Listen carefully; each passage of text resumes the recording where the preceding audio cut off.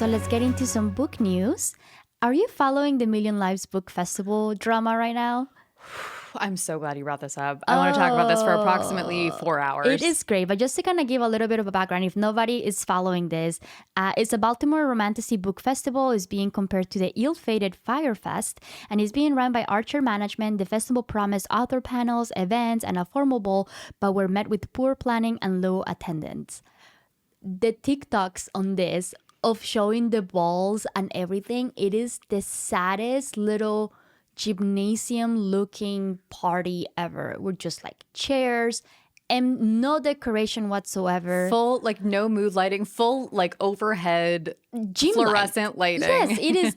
It's like the saddest little thing. They didn't even have, I don't know if you heard, they didn't even have a music or DJ. No, the security guard brought them a shower speaker to play music through. Because they felt so bad about him, Yeah. and they called it Steve. That was their DJ. There was no sign. There was like, the author panels were super poorly planned. There was no seating area where people were just like sitting on the floor. It was the saddest looking ball I have, or like book festival that I have ever seen. And I feel so bad for the attendees because this costed like anywhere between $50 to $150. Oh, no, I think it was more like, I think to attend the ball, maybe if it was that much, but to attend the entire festival was like $300. Oh my God. Yeah. It's crazy. Uh-huh. And like, you know, it was supposed to be like a good connection for a lot of the new and upper coming authors. So they were like traveling cross country, bringing all of their staff. So they paid for a whole bunch of, you know, shipping fees and everything. And like barely anybody showed up. They were promising about 400 to 500 attendees. They did not have anywhere near that. And it was just really, really bad planning on the person that was doing this.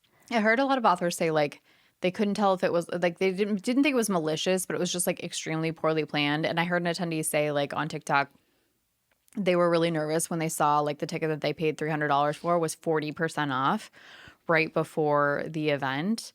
And I just feel like, okay, like, maybe it wasn't malicious, but you know at that point you're in trouble. So either pull the shoot and delay it, or scramble and put it in a smaller ballroom, because like part of the, like, I think there was probably like, I don't know, 50 people there or something like that. 50 people in a small room is going to feel like a lot. So just stick it in a smaller ballroom and put some mood lighting, use that like money for some lights. I don't know, go to the dollar store, figure it out.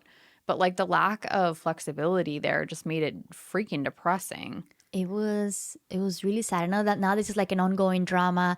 People are starting to ask for refunds. And I think the lady did put out a video saying that she might, and it was because she was pressured by some of the authors to do so because she wasn't even planning on doing that. Yeah. It is bad. I don't know if you heard about the accessibility thing as well. So there's an author that is like, she has chronic pain and illnesses. So a lot of times in a lot of these book festivals, you can ask for an assistant and they can give you a discount on it and stuff, because that's part of the Disability Act. Which of course, yeah. And apparently like she reached out, she's like, hey, can I just get like a discount on this and stuff, because I am going to need somebody to kind of help me carry all of these things. So I'm a disabled person. And the person was like, no. And then apparently like the person that was running this started bad mouthing the person as being too like complicated and like just asking for too much, because she wanted to get like a discount on like the assistant that was she needed to hire to help her on this. Oh my God. It was like a whole thing. I think I wrote down her name somewhere and I'll try to find it and link it in her things. But it was pretty bad. Yeah, it was I'd be pissed. Yeah. So this is still unfolding. We'll see what's going to happen, but it is rightfully called the Fyre Festival of the book world. No kidding. Okay, our next story, I am so excited to report this. James by Percival Everett wins the Pulitzer Prize. Our favorite book that we haven't read yet. Our favorite book we haven't read. I think we were like, I've read other books by him, which is funny. Like I told you, I found a book that I've had since I was like 20 years old called Suitor, about a baseball player. And I didn't connect that it was the same author. But yeah, we haven't read it. We will. We saw him though live, and he was very charming and very funny. And whatever, I'm giving us a pass. We've read other things. Yeah. But okay, so Percival Everett's book is a reimagining of Huckleberry Finn. It's adding to the list of accolades already provided to this book. It won the Kirkus Prize and the National Book Award. The New York Times posted a story that I'm still feeling a little bit ambivalent about, but I do think it's interesting. It wasn't originally in the top 3 books in contention for the Pulitzer. The rules of winning the Pulitzer is that it has to have a majority vote to put the book in basically like in contention before the judges, and then the judges have to unanimously agree, and they couldn't agree. So the top 3 books that were originally put forward were Rita Bullwinkle's Headshot, Stacey Levine's Mice 1961, and Gail Jones's The Unicorn Woman. And then this got put in as a 4th option. It was the only book on which all 3 judges said, yes, this we feel like is deserving of the award. But what does that say about the Pulitzer Prize? About the Pulitzer Prize, like books that are being put at the top? That like, okay, we bring the 4th one, and then on the 4th one does get the majority. Are we truly getting like the best of the best on those top 3s? I think it's so hard because so much of it is like you're wanting to put taste aside, but like you're going to be drawn to different books. And I think this is just an example of this. It's 3 judges who picked 3 different things as their top. Yeah. And like, even though we can all kind of universally agree that these ones are great, like you're obviously going to be pulled toward one book. And so I do think it is telling that James was the one that they were like, okay, yeah, This is great. Yeah, exactly. This is the one that universally we love. Exactly. Like you can recommend it to a friend and they're going to think they're going to understand. Yeah. Anyway. So I don't know, but I'm happy for him. He totally deserves it. I know that he didn't, what was the Booker Prize was the one that he was also nominated, but he didn't get it. Yeah. But and I read excited. Orbital, which won the Booker Prize. It was good. That's normally what I hear from people when they have read it too. Yeah. I mean, there was literally no plot, which was a little tough. So whatever. Right. Anyway. Well, yay, James. All right. On other news, so we have Sandra Bullock and Nicole Kidman announced their official Practical Magical Magic 2 release date. The pair will be reviving their roles as the Owen sisters in the upcoming sequel to the film adaptation of Alice Hoffman's Practical Magic series. And the release date is going to be September 18th, 2026. We will be there. Nerves are high. Yeah. This is very important to me. So, I know. Yeah. We did a whole deep dive on Practical Magic, by the way, on this last year. So go check it out. We did a comparison between the book and the movie. The movie is incredible. I love the movie so much. I love the movie for they're different. They're I very love different. the book too. The book is also very good. It's a very different coming of age tale. The movie is it's so special. Yeah. Yeah. So I cannot wait. We're probably going to go watch it in real life, and then we'll be doing a deep dive on it. We're really trying to stretch what is literary in this show. So whatever. We're really pushing up against the boundaries here. Listen, we set the rules in this podcast. It's fine. Okay, Jesse Plemons is cast as Plutarch Heavensbee in the upcoming Hunger Games prequel. Suzanne Collins' Hunger Games series will continue on in its long line of film adaptations with the newest film, Sunrise on the Reaping. The book was just released. I think you got it, Magda. I got it, but I haven't read it yet. Don't come at me. I've never read any of the Hunger Games books. Not a one. Wow.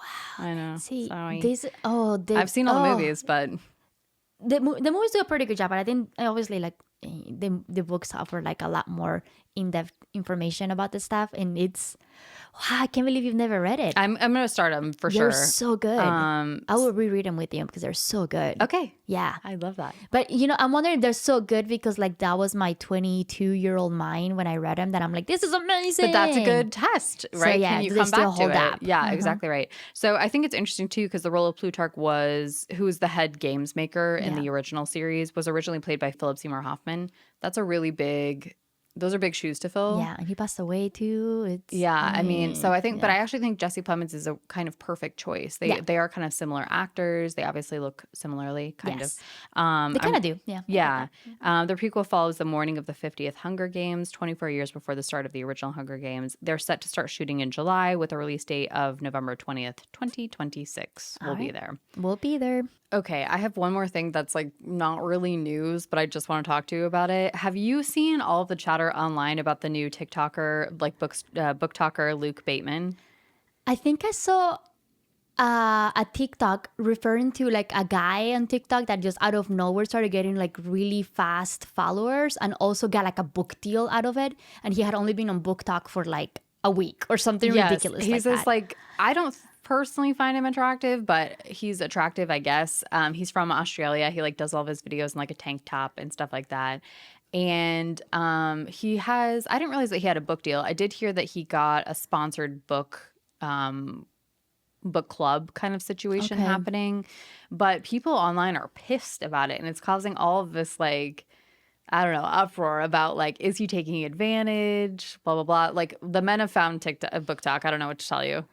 The men are here, Yeah, it's a whole thing where getting like unearned acclaim immediately. exactly. That's Yeah. the whole message right now. We're on TikTok right now, on BookTok at least, is everybody's like, if you kind of stumble yourself on like a male BookToker, like just pass along, like don't like. And I think that's also kind of bad because there are some really good like creative people out there on BookTok. Yeah, me But too. like that's kind of like now the message because they're just kind of taking it again. Like they're just so pissed at this guy because he just kind of getting like a whole bunch of followers and like it's bypassing the struggles that a lot of people are going through, which I don't know, like it sold. He did it successfully, so good on him. I hate that he did it like that, but what do I know? It's so tough because, like, yeah, I agree with you. Like, I don't want to be exclusionary. Like, anyone should be able to participate. It's just like a beatdown because you're just like, man, you can just like be a hot man and do the least, and it pays off always. And I think it's like more people are just like so tired of seeing that unless like they really care about this single person. But it's sold, and that's the thing. Like he's I getting the know. followers, so like he's getting the